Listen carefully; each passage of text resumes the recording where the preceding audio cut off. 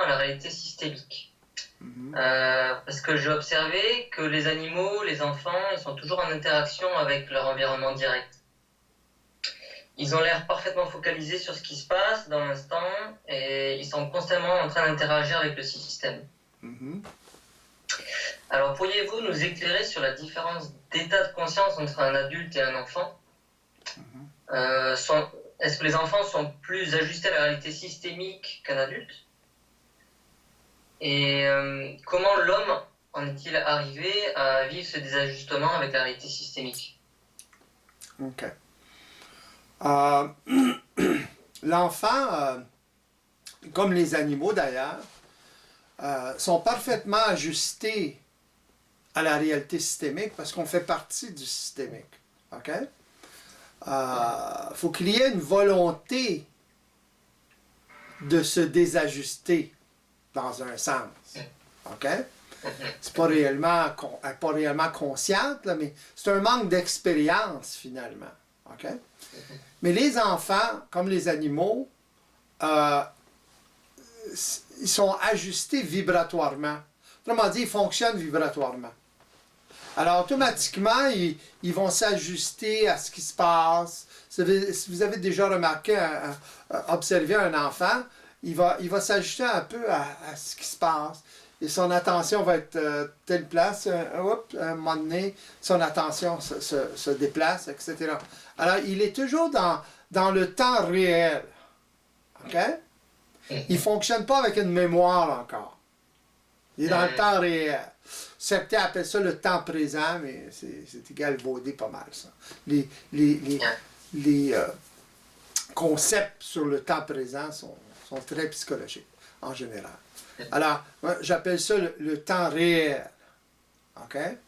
Alors, ce qui fait que l'enfant se désajuste, si vous voulez, c'est que les parents imposent leur autorité sur l'enfant. Donc, leur conscience sur l'enfant.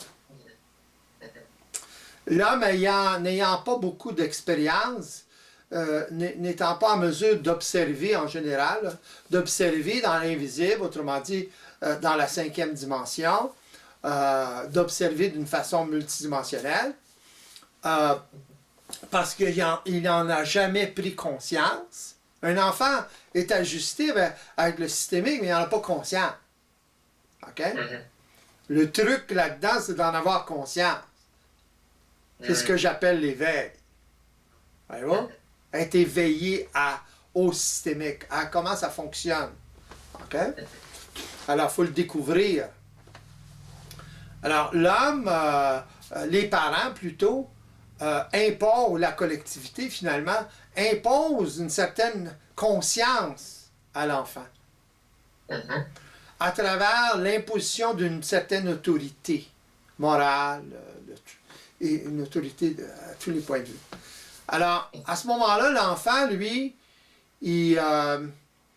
pour se sécuriser, il adopte l'autorité parentale, donc il adopte l'autorité collective, finalement.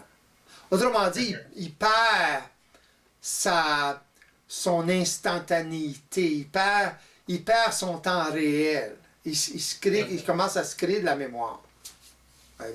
À travers le fait que l'enfant a besoin de se sécuriser parce que, étant seul, OK, se sentant relativement seul dans son corps, il est insécure naturellement. Autrement dit, il ne peut pas survivre par lui-même. Tel un bébé quelconque, animal, un petit chat par exemple, ceux qui n'est pas près de sa mère, il va crier. Pourquoi? Parce qu'il se sent vulnérable. Puis il est vulnérable.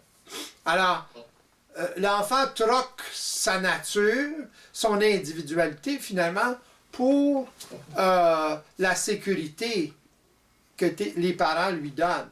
Mais au prix de son individualité, autrement dit, au prix de son naturel, si vous voulez. Voyez-vous? Oui. Donc, avec le temps et en absorbant les mécanismes des parents, on crée, en fait, l'enfant commence à créer de la résistance, en fait, malgré lui. C'est ça qui crée les résistances. Ouais, ben, c'est que à travers la répétition des expériences avec les parents, il se crée des programmes. Autrement dit, l'enfant accepte l'autorité des parents pour ne pas se faire rejeter des parents, pas se sentir rejeté des parents, plutôt. Alors, il troque son individualité, son autorité finalement. Regardez comment certains enfants réagissent, sont un peu plus rebelles que d'autres. Donc ça, c'est la partie individuelle qui veut se manifester contre la partie collective ou l'autorité des parents, voyez-vous, ou l'autorité collective. Alors c'est naturel. Accepter que l'enfant n'a pas conscience, donc ça sort n'importe comment. Là. Il fait des crises, etc. Ça, c'est la manifestation de son individualité. Même un enfant qui fait des crises atroces, là.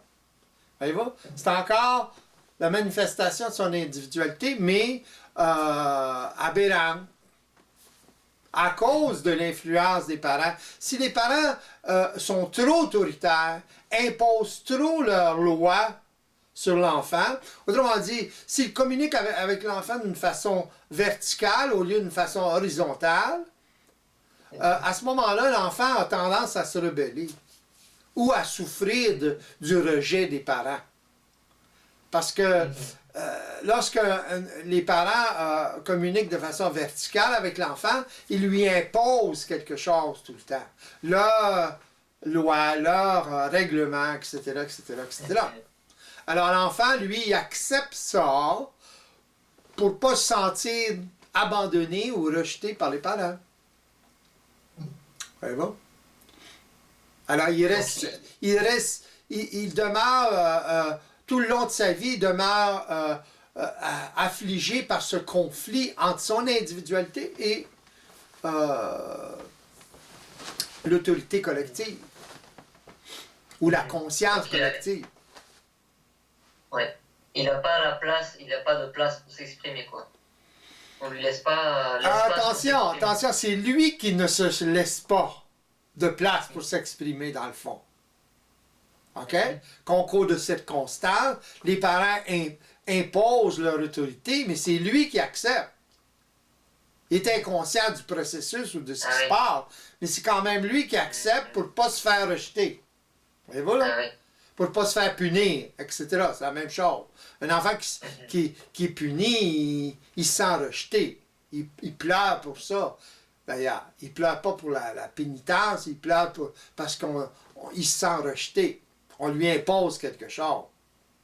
Voyez-vous? Il ne s'agit pas de rien imposer aux enfants. À la limite, on n'a pas le choix. Mais s'il n'y a pas de communication horizontale entre l'enfant et le parent, l'enfant ne peut pas découvrir sa personne. Il ne peut pas se reconnaître si le parent ne le reconnaît pas.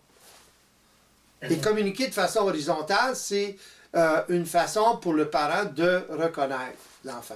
Ça veut dire quoi? Ça veut dire le parent a conscience de ce qu'il fait et de comment il communique et essaie de faire passer l'enfant à l'action à travers sa propre volonté, au lieu d'imposer sa volonté ou son autorité. Voyez-vous? Alors à ce moment-là, l'enfant, il développe sa personne, son individualité, puisque la volonté vient de lui. Voyez-vous? Mais les parents n'ont pas la patience, ils n'ont pas la conscience pour le faire. Alors ils communiquent verticalement, ils imposent leur autorité, puis là, c'est comme ça que l'enfant perd, si vous voulez, son lien avec le système. Mais il n'en était pas conscient de toute façon. Donc il perd son autorité. Ouais. Parce que l'enfant, au début, il est dans son autorité. Il est dans son observation, etc. Très simple, là, mais qui en même... tout part de lui. Mhm. C'est très centrique, un enfant. Mhm. Mais au fur et à mesure que les parents imposent leur autorité, il perd de sa centricité, puisqu'il accepte la volonté ou le jugement ou l'autorité collective. Donc, il perd son identité, dans le fond. Il ne peut jamais développer sa propre identité. Mhm. Voyez-vous? Puis à partir de ce moment-là, ben, il est en quête de son identité. C'est évident. Parce qu'il s'identifie au collectif.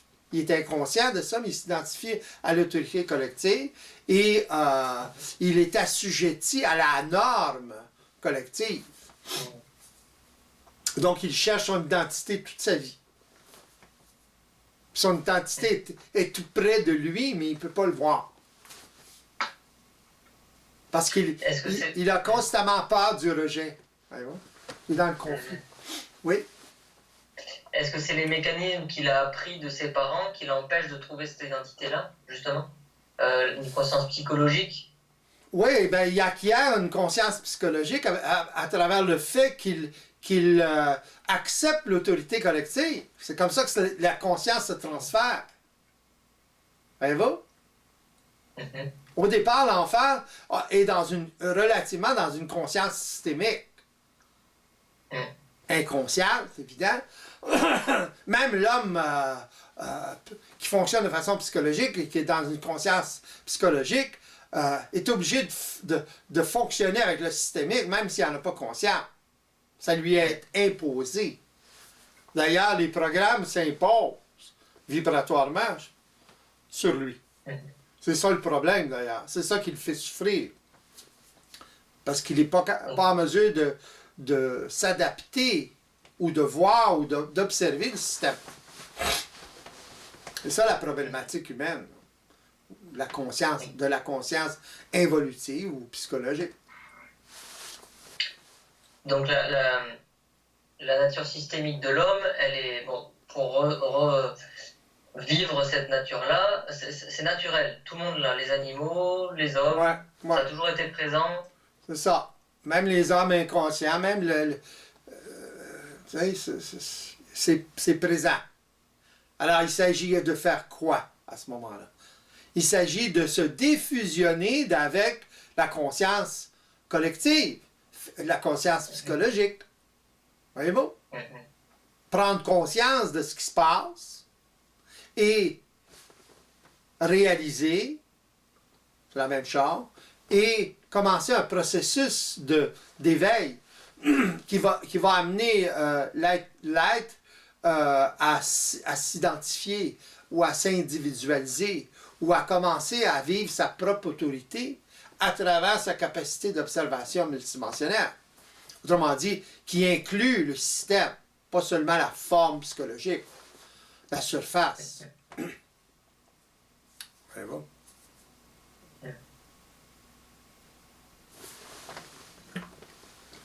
Alors, à partir de là, on peut dire qu'il commence à s'éveiller puisqu'il commence à vivre un processus d'éveil à la réalité systémique. L'éveil mystique, c'est pas... on ne parle pas de l'éveil mystique. Mais ça passe du coup par la prise de conscience qu'on est assujetti à la conscience, à l'autorité du groupe. Oui. À travers nos conflits. C'est ça, puis à travers les programmes que les conflits créent. Le conflit principal crée tous ces programmes-là, surtout le programme d'abandon. Alors, c'est ça qui empêche l'homme, tant qu'il ne voit pas à travers ça, il reste très polarisé dans son mental. Autrement dit, il manifeste tous les attributs d'une conscience psychologique. Mm-hmm. Il ne peut pas le voir, donc il est prisonnier de ça. Voyez-vous? Mm-hmm. Donc il est lié émotionnellement avec l'autorité collective. Oui, à travers la peur du rejet, tout le temps. À travers la peur du rejet. Donc c'est ça qui le maintient dans ce... C'est ça. Il accepte le jugement des collectifs, par exemple, par peur du rejet, tout le temps. Par peur de l'abandon. Mais à ce moment-là, le programme se déclenche. Voyez-vous? Mm-hmm. Aussitôt qu'il Donc, essaie d'aller un peu en dehors de la boîte, là, le programme se déclenche.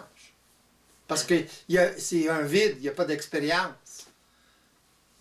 Il est habitué à une identité psychologique, sécurisée.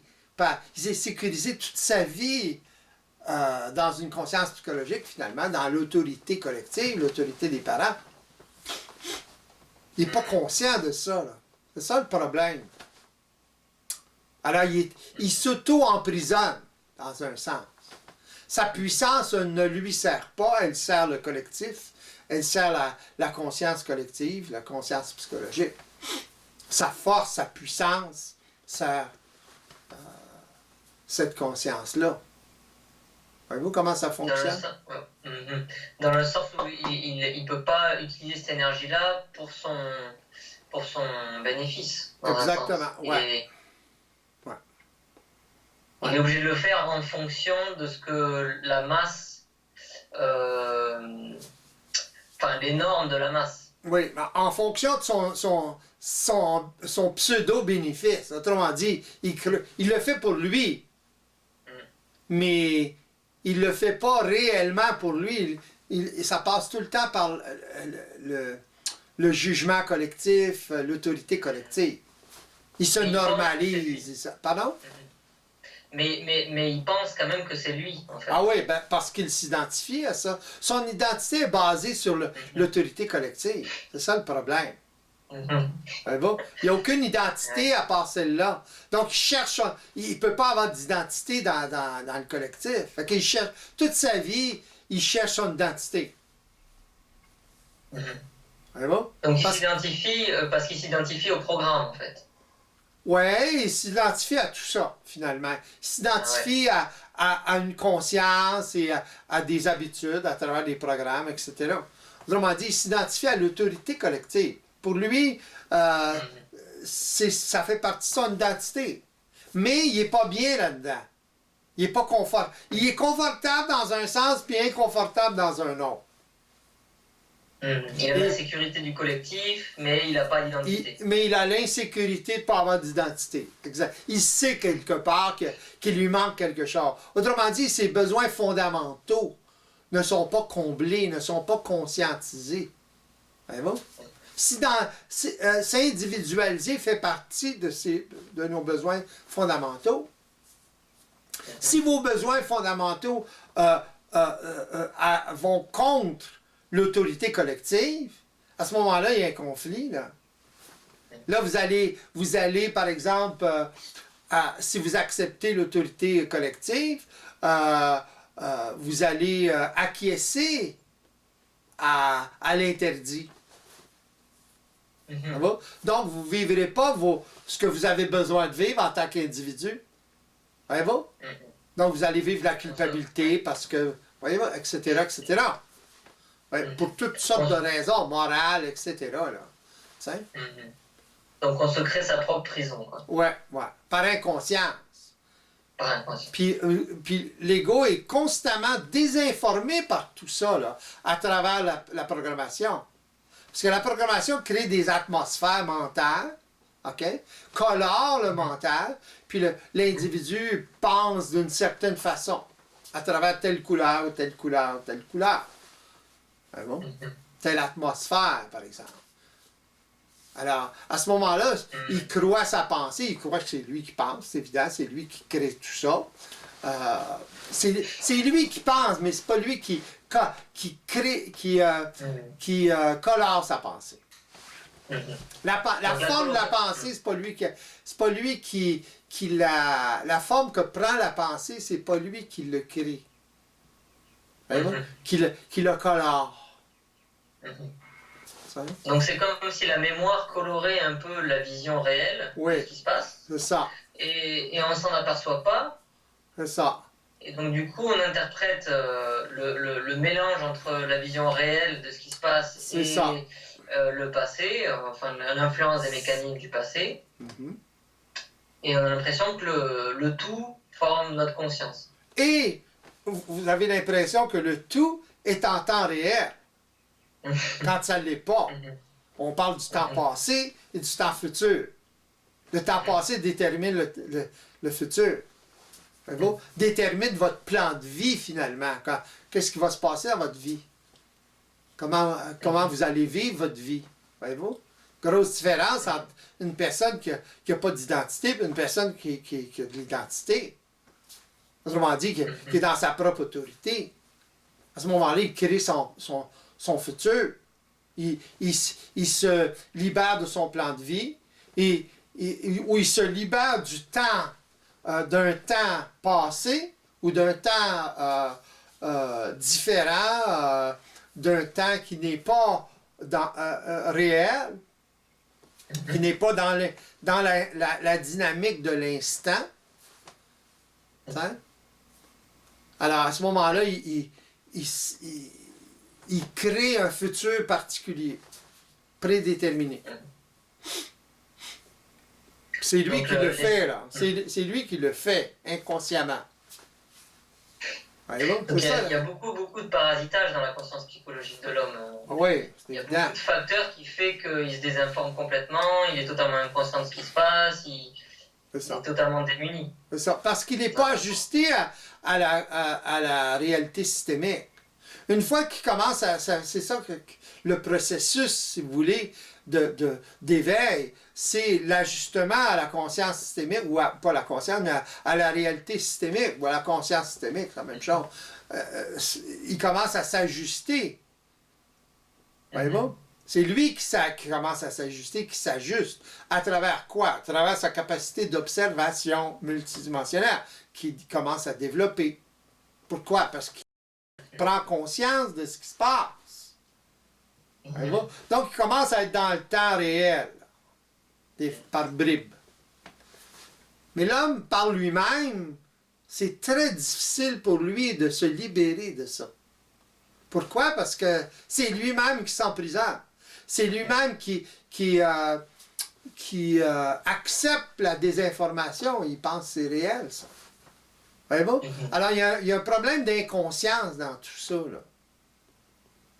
Puis l'homme ne peut pas... comment je dirais ça, là? C'est comme si l'homme ne peut pas s'éveiller seul. OK?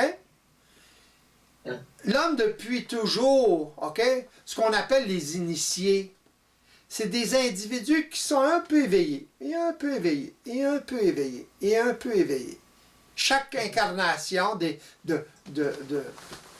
d'initiés, là, pourquoi on les appelait les initiés? Parce qu'ils amenaient quelque chose de nouveau, de différent. Alors, chacune de ces personnes-là, si vous voulez, qui ont vécu un petit peu d'éveil, OK?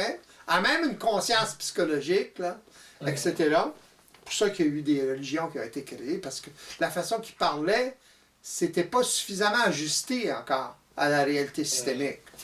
Voyez-vous? Alors, chaque initié a contribué à l'éveil qu'on peut vivre aujourd'hui.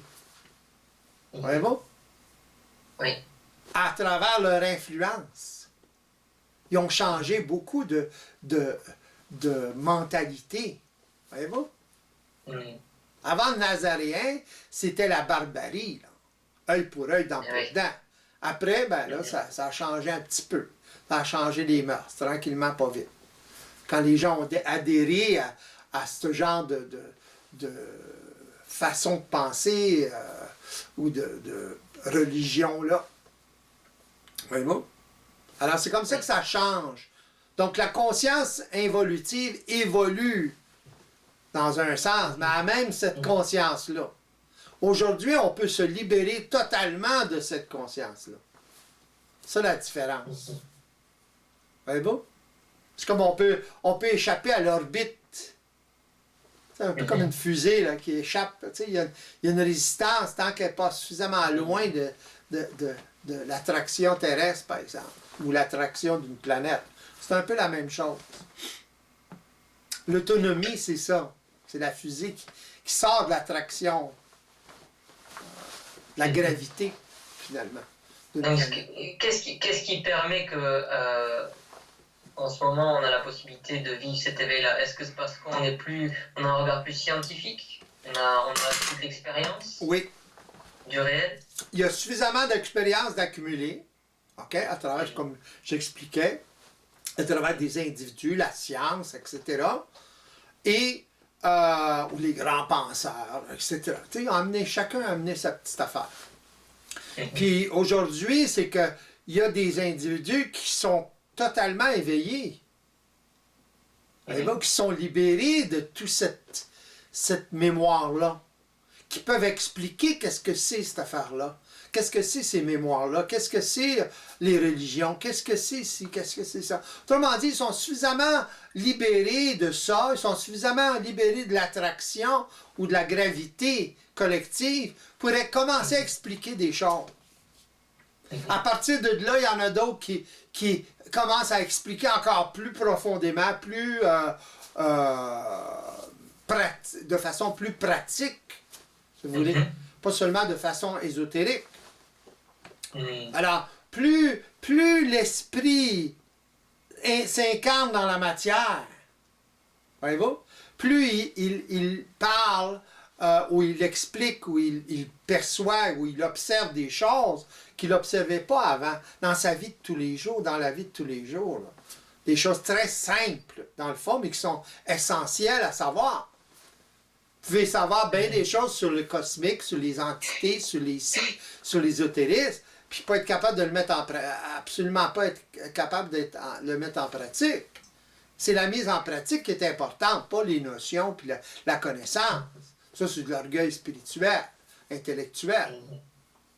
Voyez-vous? Donc plus une personne s'éveille, évolue, plus elle est capable de voir l'essentiel, ce qui est vraiment essentiel pour en arriver à vivre cet éveil-là, non? C'est ça? Ouais. Ce qui est fondamental, quoi. Ouais. Ouais. Et l'éveil lui permet d'observer par elle-même. Voyez-vous? C'est ça l'affaire. Autrement dit, ça lui permet d'être en autorité face à l'influence collective. Voyez-vous? Alors, à ce moment-là, elle se renforce. Sa puissance, la puissance de l'esprit, si vous voulez, la vie, finalement, sert l'individu. Commence à servir l'individu, au lieu qu'elle dessert l'individu. Voyez-vous? Le problème de l'homme actuel, c'est que sa capacité, sa puissance lui dessert. Regardez ce qu'il fait à sa planète, etc. Pas seulement qu'au niveau environnemental, mais environnemental de lui-même, si vous voulez, psychiquement, etc. Alors, à cause de son inconscience, il contribue à rendre d'autres personnes, d'autres enfants inconscients. Autrement dit, la conscience est transférée de cette façon-là. Et de la même façon que la conscience est transférée par influence, des parents qui sont plus éveillés vont transférer leur conscience. Pas parce qu'ils veulent transférer leur conscience. Ça se fait tout seul. C'est le comportement qui va faire que l'enfant va être plus équilibré, va être plus centré. Autrement dit, ils vont communiquer beaucoup plus horizontalement avec l'enfant. Ils vont tenir compte de la personne. Il y a une personne là-dedans, là, même à 1 an, 2 ans. Mais les gens, en général, au niveau psychologique, à partir d'une conscience psychologique, ne tiennent pas compte de ça suffisamment. Ou s'ils en tiennent compte, ils en tiennent compte de façon spirituelle ou psychologique. Tu sais, pas tout à fait pareil. Alors, à force les parents qui se comportent d'une façon plus ajustée au système, à la réalité systémique, à la réalité finalement, à ce moment-là, l'enfant est beaucoup plus équilibré, conserve son identité et à partir de là, il peut évoluer au niveau de son identité. Voyez-vous là? Il est plus autonome. Oui. Donc, il se reconnaît parce qu'il était reconnu par ses parents. Voyez-vous là? La même chose pour un individu éveillé qui rencontre un individu qui ne l'est pas. C'est le même processus. Voyez-vous? Il y a qu'est-ce que je fais, moi, quand je parle? Je reconnais quelque chose en vous. Voyez-vous là? Que vous-même, vous ne reconnaissez pas. Voyez-vous? Puis c'est à force de le reconnaître puis de parler d'une façon beaucoup plus horizontale, dans le sens de l'individu, l'esprit, etc., que ça se fait, ça arrive, ça. Voyez-vous? Par influence. Totalement par influence. Il y a toujours une influence. On ne peut pas échapper à ça. Parce même une personne éveillée est influencée par d'autres personnes qui sont éveillées. Voyez-vous? Ils vont amener quelque chose de nouveau parce que ça fait partie. Voyez-vous ce que je veux dire? Puis il est ouvert à ça. Là. En autant c'est ajusté à la réalité. C'est évident que si quelqu'un qui fonctionne de façon psychologique essaie d'influencer une personne éveillée, c'est le contraire qui va arriver. Voyez-vous? Parce que la personne éveillée va lui expliquer ce qui se passe. Qu'est-ce qu'elle veut dire réellement? C'est quoi ça? Pourquoi? Parce qu'elle a une capacité d'observer d'une façon totalement différente. Elle est en puissance. Elle est dans sa propre autorité. Voyez-vous? Ça n'a rien à voir avec la connaissance. Oui? Oui.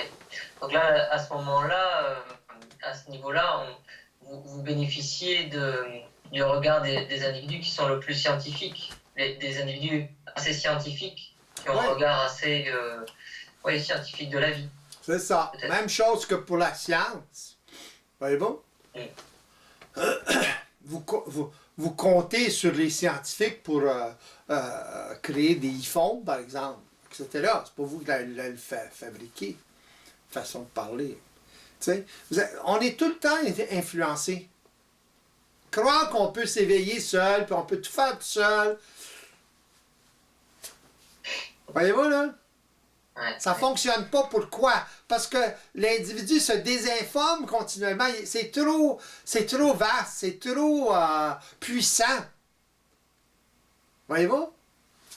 Il a pas assez d'expérience. C'est comme un petit bébé. Fait que même s'il y a des tendances il est plus évolué, même là, il a besoin, surtout là, il a besoin d'être influencé dans le sens de se faire instruire sur la réalité. Mais on ne parle pas de connaissance, là, on parle d'une réalité. C'est la même réalité pour vous, pour moi, puis que pour n'importe qui d'autre. Il s'agit à ces personnes-là de le reconnaître dans leur vie de tous les jours. Autrement dit, de l'observer par eux-mêmes. À ce moment-là, ils rentrent dans leur autorité. Ils sont capables de l'observer. Ils vivent leur propre autorité à ce moment-là. C'est comme ça que ça fonctionne. On l'intègre. Par la suite, à travers l'exploration, on l'intègre encore plus, puis encore plus, puis encore plus. On le vérifie tout le temps. C'est très scientifique comme processus. Oui. Donc ils commencent à prendre... excusez-moi. Ils commencent à prendre conscience par eux-mêmes. Ouais. Ils commencent à découvrir ou à se savoir, à développer leur identité. Leur propre identité, leur propre autorité. T'sais?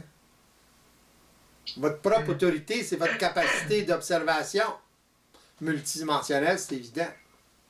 C'est la même capacité d'observation que l'observation psychologique, mais plus éveillée, supérieure. Mental supérieur, c'est ça que ça veut dire. Le mental supérieur, et la capacité d'observation multidimensionnelle, c'est exactement la même chose.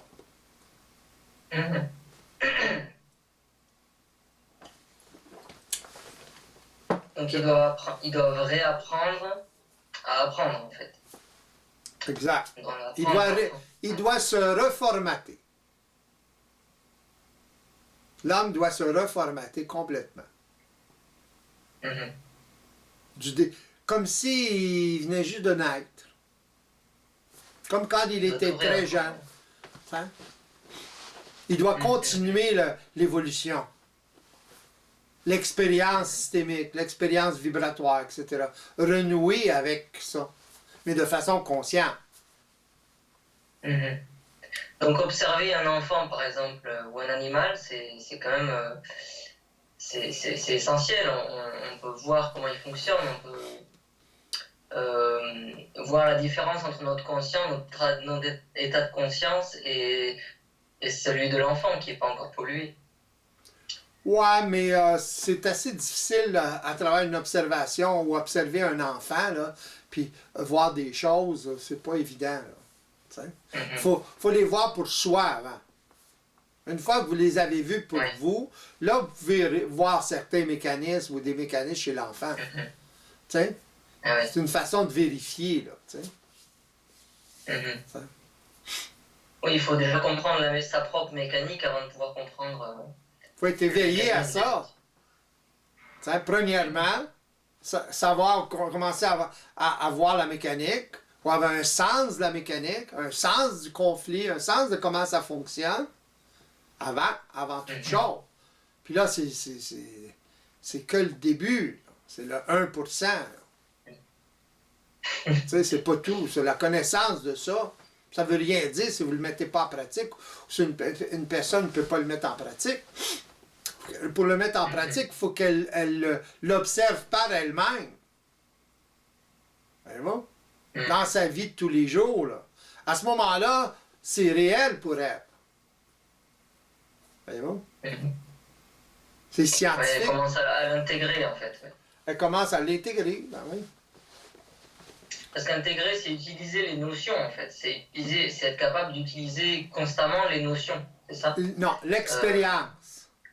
L'expérience. L'expérience, ah oui. L'expérience, des prises de conscience. De quoi? De comment ça fonctionne. J'ai beau vous le dire, moi, oui, je peux vous influencer, mais si vous ne le vivez pas par vous-même, dans votre vie de tous les jours, vous n'êtes pas capable de l'observer, vous ne l'avez pas intégré encore. C'est que de la connaissance. Ça ne veut rien dire, dans le fond. C'est pas tant, mais ça n'a pas autant de poids. Voyez-vous? Autant de poids, oui. Ouais. Puis même, c'est interprété psychologiquement, intellectuellement, là, ça... Là, donc, on ne peut plus interpréter. Si on a notre propre observation, si on a suffisamment d'expérience et développé notre capacité d'observation, on ne peut plus interpréter. On est obligé de se fier à ce qui est en train de se passer. C'est ça. Ouais. Ben, dans le sens qu'on est... l'individu est vigilant à l'interprétation. Autrement dit, à cause qu'il a réalisé certaines choses, là, il est en mesure de l'observer dans sa vie. C'est lui qui l'observe, il n'y a personne d'autre. Voyez-vous, là? Ouais. Il s'est fait expliquer quelque chose. Comment il se fait avoir. Ouais. C'est ça, il s'est fait expliquer quelque chose, il a réalisé quelque chose. Ça ne veut pas dire qu'il l'a compris, ça. Mais il l'a réalisé. OK? Puis, par la suite, ben, il l'a constaté dans sa vie. Là, il commence, comme on disait tout à l'heure, il commence à l'intégrer. Donc, il commence à être dans sa propre autorité. Donc, il commence à développer son identité. Voyez-vous? C'est comme ça qu'on développe notre identité. Pas parce qu'on veut être individualisé qu'on l'est. Les gens fonctionnent de même. Là. Psychologiquement, ils pensent que parce qu'ils disent des choses, comme dans ce genre-là, que ça va arriver. Pas de même que ça marche. Là, c'est de la philosophie, c'est l'intellectualisation, tout ça. Là. C'est pratique, cette affaire-là. Tu sais? Oui. C'est pratico-pratique. C'est ça. Alors, l'individu doit en arriver à être vigilant par rapport à, justement, la mécanique, la programmation, le conflit principal. Il va avoir un sens de ce conflit-là. Tu sais? Et ce qui l'entoure. Pour être en mesure de le voir. Pardon? Ouais. Donc ça se développe au fur et à mesure qu'on observe, parce qu'au début, on n'arrive pas vraiment à le percevoir dans toutes nos actions, dans toutes Ouais. Tout ce qui nous motive. Ouais, à ce moment-là, c'est parce que l'individu n'a pas absorbé vibratoirement l'expérience que la personne éveillée lui fait vivre à travers sa parole. Eh oui. Vraiment.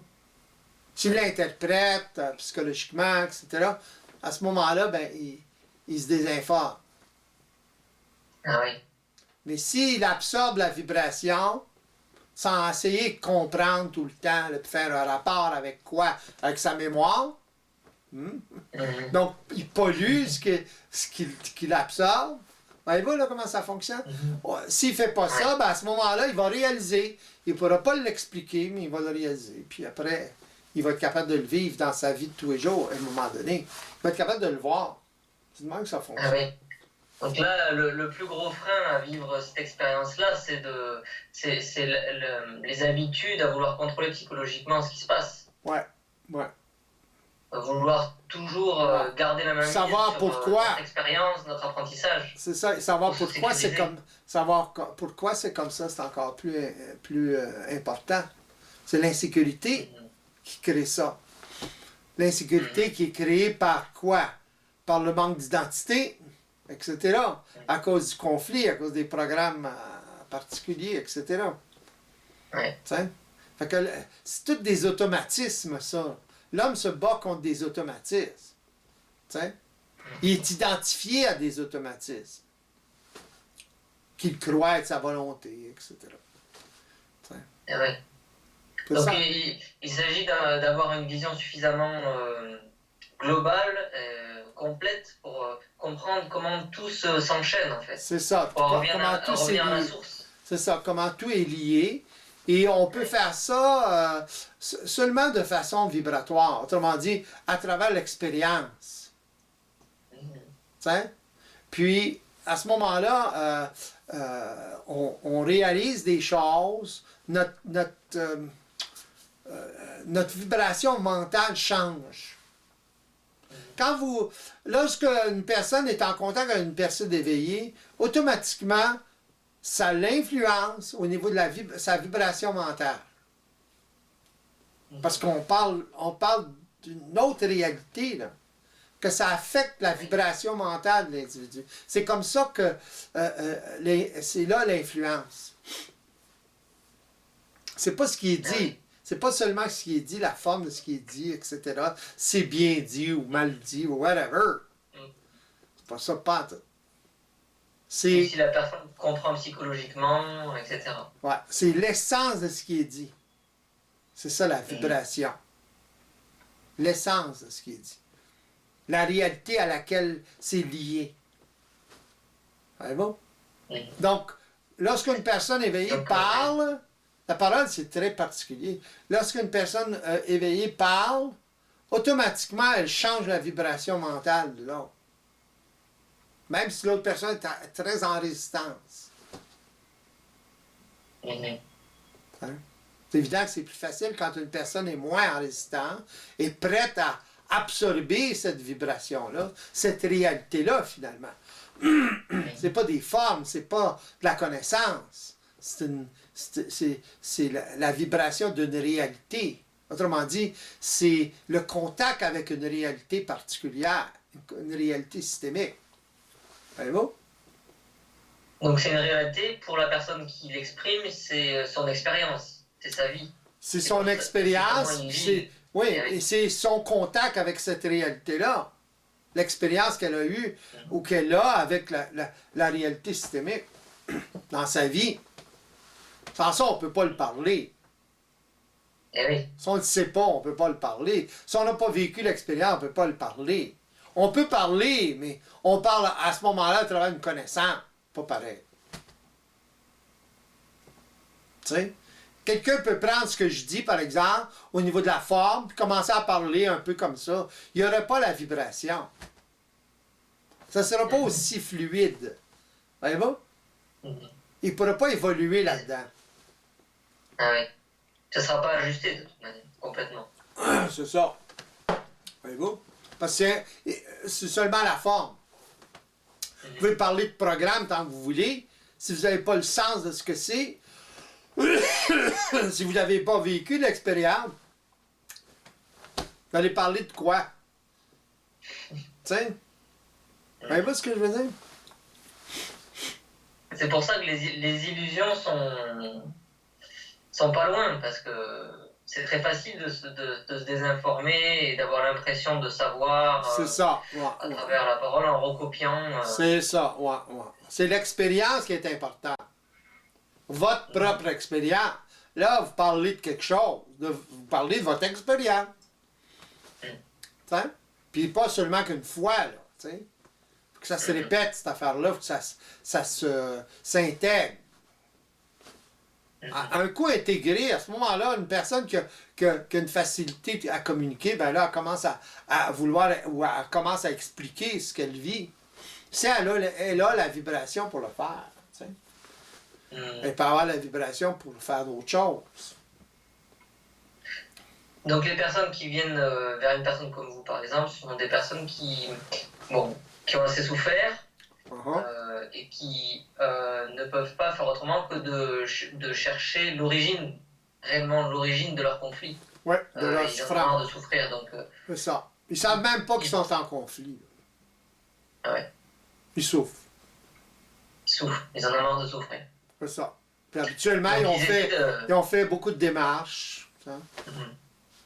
Donc ils essaient, en fait, ils captent votre message et ils s'aperçoivent que ça va vraiment au fond des choses, ça va vraiment ça, à l'origine.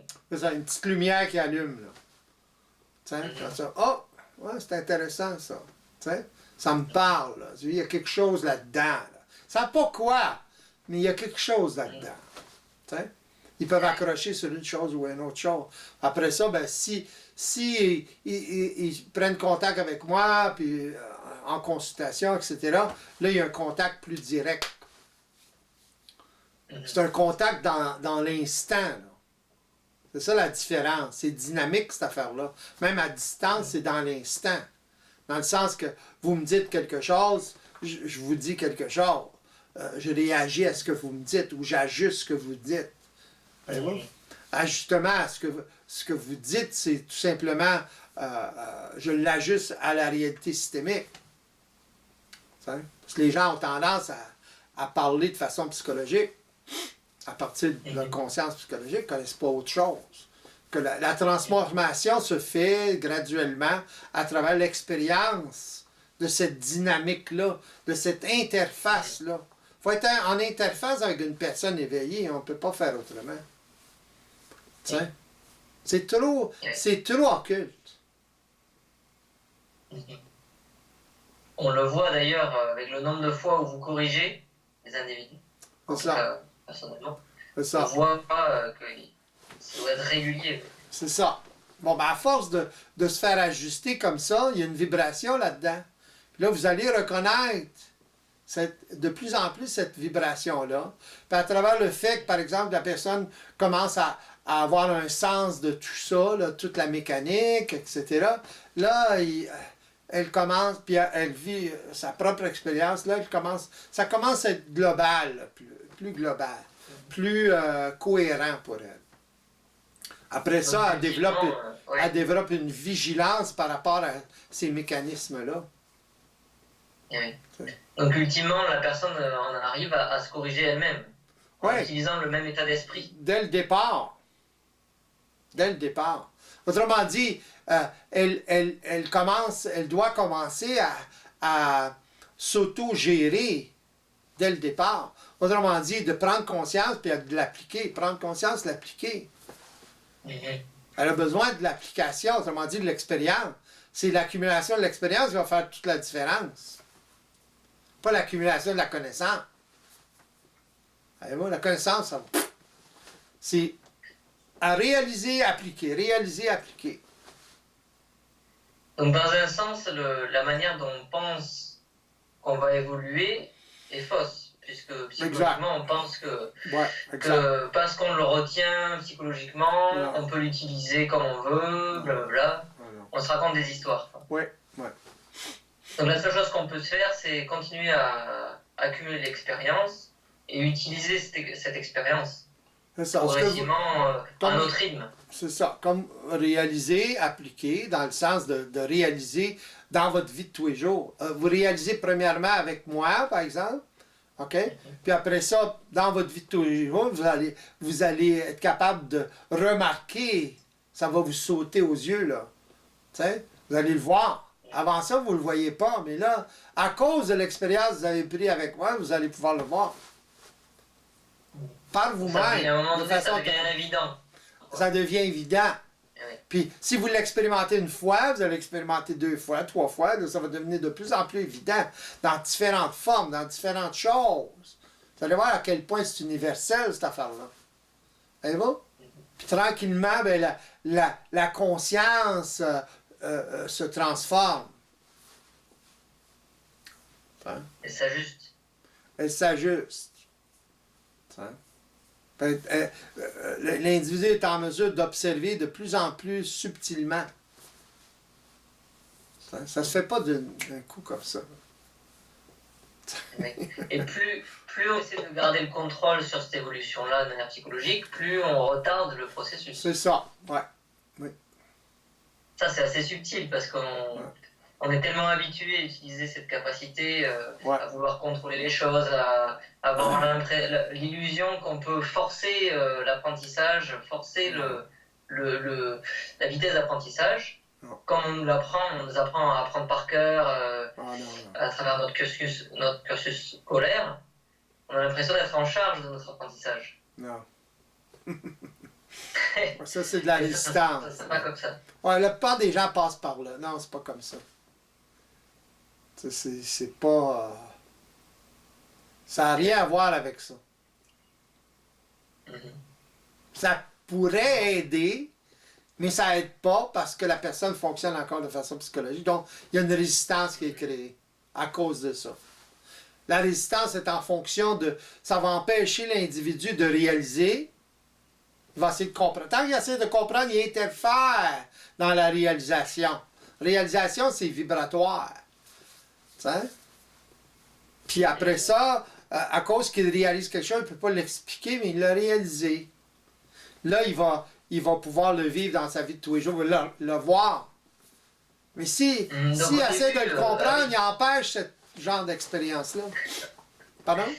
Mais en fait, il essaie de le contrôler parce que ça lui donne, ça le sécurise d'être en contrôle de cette réalisation-là. C'est ça. Il a l'impression de le posséder, donc ça va lui servir parce qu'il le possède, quoi. C'est ça. Fait que il se crée une résistance à ce moment-là à évoluer.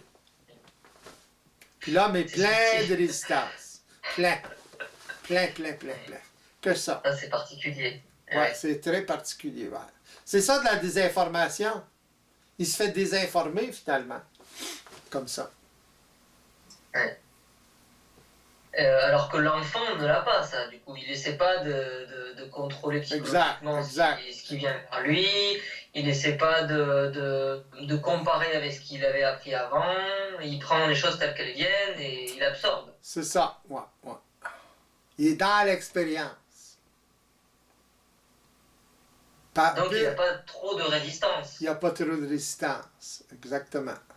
La résistance commence quand les parents imposent leur autorité, puis là, il est obligé de troquer son individualité, troquer cette façon de fonctionner-là pour autre chose. Pour la façon des parents. L'école, c'en est un exemple. Tu sais, les enfants en général, là, comment ils apprennent à l'école. On a fait du par cœur, puis développement psychologique à l'os. Tu sais, dans le fond, l'enfant n'apprend pas comme ça. Il apprend à travers la répétition, par exemple. 2 et 2, ça fait 4. Tu sais, s'il répète assez souvent, ça s'enregistre quelque part. Mais c'est pas parce qu'il le retient mentalement. Voyez-vous?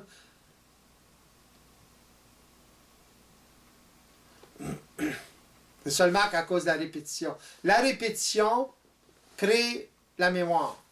C'est vibratoire. C'est pas le fait de retenir.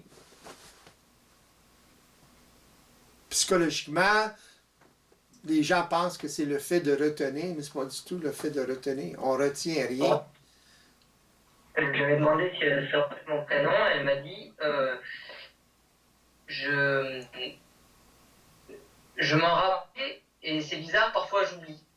Parfois ça me revient, parfois hop, j'oublie. Donc en fait, elle était en train d'observer sa condition, ses mécanismes dans un sens. Elle est en train d'observer comment ça fonctionne. Ouais. Puisqu'elle me dit, ah, là je m'en rappelais, là je me rappelle plus, donc elle était dans le présent, elle était en train d'observer ce qui se passe. C'est ça, ouais. Elle s'en rappelle parce que c'est suffisamment enregistré. Mais si elle s'en rappelle plus, par exemple, c'est parce que c'est pas suffisamment enregistré. Tu sais? Eh oui. Fait que, si elle fait pas d'effort, là, je parle. Tu sais? Oui. Si elle fait un effort pour s'en rappeler, là, elle intervient dans la création de la mémoire de façon vibratoire, autrement dit l'enregistrement. Bizarre. C'est étrange. Oui, c'est étrange. C'est parce que c'est comme mélanger de l'eau et de l'huile. Psychologique ne fonctionne pas avec le vibratoire. Ah oui. Voilà. Donc on a l'impression en fait bon alors donc on voit ça de manière totalement erronée puisque effectivement à force de répéter on enregistre. C'est ça. Ça s'enregistre. Ça s'enregistre. Oui. Mais en intervenant constamment dans l'apprentissage, donc dans l'enregistrement, on ralentit l'enregistrement. C'est ça, on intervient, ouais. C'est moins pur. C'est un peu ça que, pour revenir au départ, au point de départ, là, c'est un peu ça qui se passe avec les parents vis-à-vis des enfants. Ils interviennent, puis là, l'enfant commence à involuer au lieu d'évoluer. Ah oui. Donc à la base, l'homme est parfaitement ajusté. Il est parfait. Il est parfait en partant. Ouais. Ouais. Mais il n'est pas conscient de son fonctionnement. Exactement. Donc il est à même d'être désajusté. C'est ça. Alors qu'une personne qui prend l'expérience d'observation, qui comprend son propre système, en arrive à ne plus être désajustable. C'est ça? Plus difficile. On ne peut plus être désajusté. Non, très difficile. Ben, plus est évolué, plus est éveillé, plus est ajusté, moins elle peut être déstabilisée, disons. Ouais. Mais elle a conscience de ce qui se passe quand même. Ouais, ben oui. Alors que l'enfant, il est parfaitement ajusté, mais il n'a pas de conscience de ce qui se passe, exact. Qu'il soit en train de se désajuster ou non. C'est ça, exact.